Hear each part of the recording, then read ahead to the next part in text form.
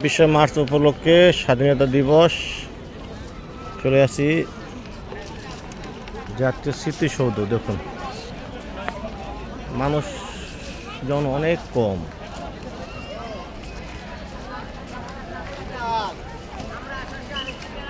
এতক্ষণ কয়েকটা লোক আসছে, তাদের মাঝে কোনো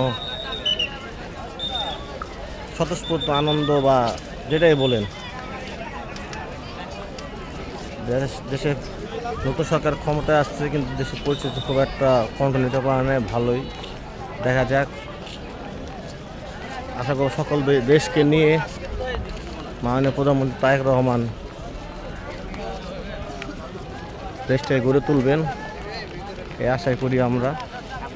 দেশ সবার আগে, দল পরে দেশ সবার আগে। মাননীয় প্রধানমন্ত্রীর কথা নিশ্চয় অনুধাবন করতে পারবেন, এবং শুধু উনি একা চেষ্টা করলে হবে না, ওনার যে নেতাকর্মী আছে,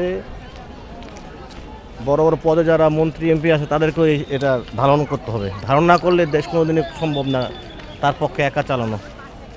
হ্যাঁ, আল্লাহ ভরসা। হ্যাঁ,